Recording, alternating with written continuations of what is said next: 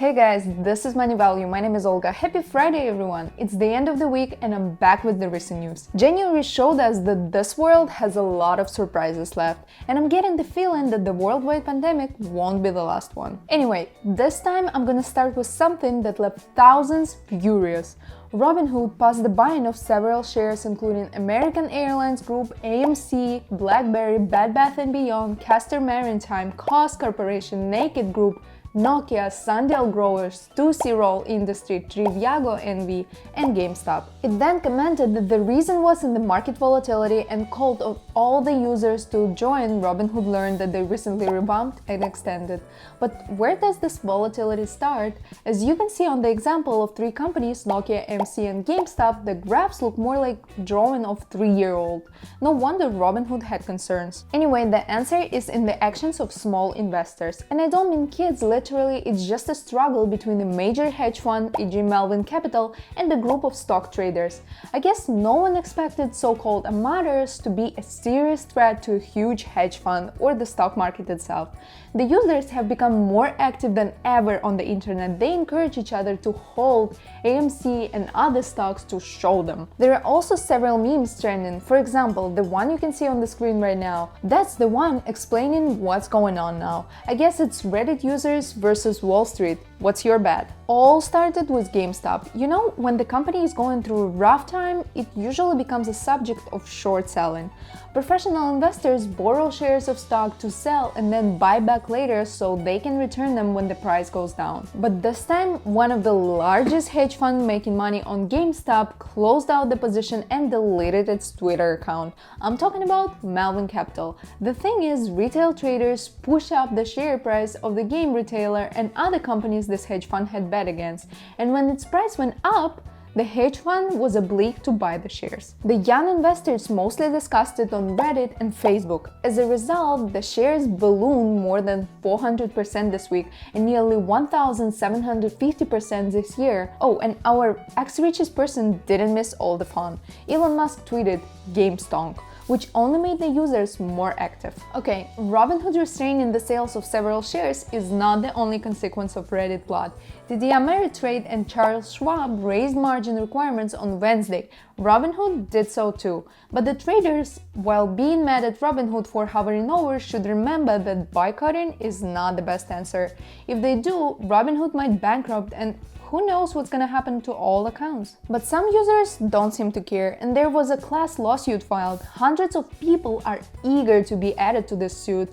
Robinhood's mission is to democratize finance for all. They have failed. That's what their lawyer says. By the way, if you're currently looking for a new broker, I will leave a link to Webull in the description, and you will get 4 free stocks after you sign up and deposit $100 during the first 30 days. And let's continue. So the users are still pushing each other to hold the stocks and even buy more, where those are still available. It seems like the whole market situation is just a joke for some of them. They are choosing new shares to buy and asking each other to join the next party. Funny thing, just a week ago I was quoting Barry Stanley that had concerns about the stock market and encouraged investors to be careful long-term wise.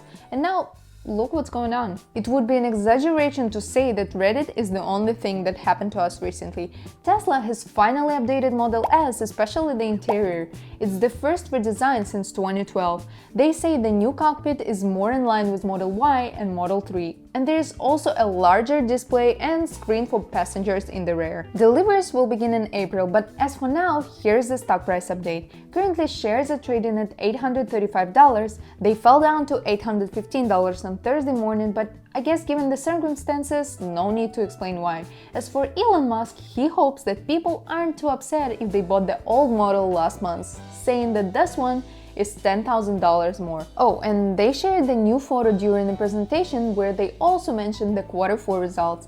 The company posted profit that fell short of estimates, and though revenue hit a quarterly record of more than $10 billion, Tesla stock dropped more than 5% after that. Next one is quite interesting too. Last year, SoftBank loaned 4 top executives $600 million each to buy their own shares that have since rallied. Just in a month, a 1-year lockup restricting the sale will expire and they will have an opportunity to cash out the gains.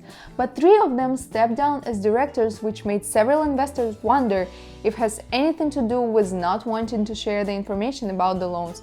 Depending on when they bought the shares, they are looking at the profit of around $300 million to just over $1.2 billion. This kind of scheme is unusual for Japan. While the stocks rose, people were surprised by weekly unemployment claims pulling back by 67,000 from the prior weeks and being less than 900,000 for the first time in 3 weeks.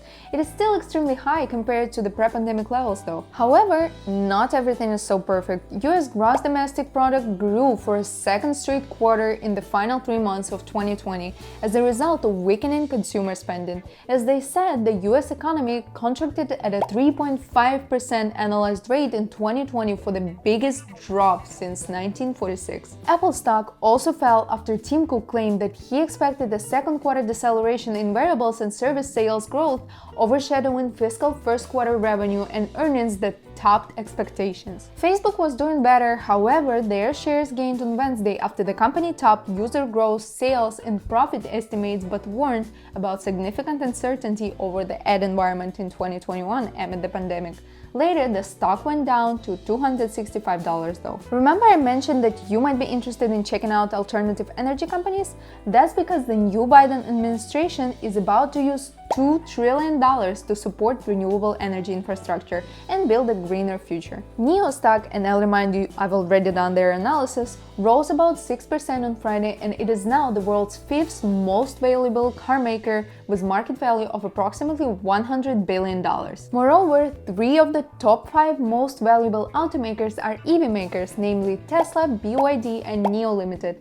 Tesla has gained over 700% in a year, while Chinese NIO has soared over 1,300%. But there are also smaller players that keep growing. For example, electromechanical vehicles, Green Power Motor Company, Candy Technologies Group, and Archimoto, combined having a market capitalization of approximately $2.6 billion. Quite impressive, huh? Anyway, that's it for this week. Let me know what you think about retail traders and Wall Street battle. Don't forget to smash the like button, subscribe, and share this video with your friends. And just a quick reminder, the link with your 4 free stocks is in the description. I'll see you soon. Take care.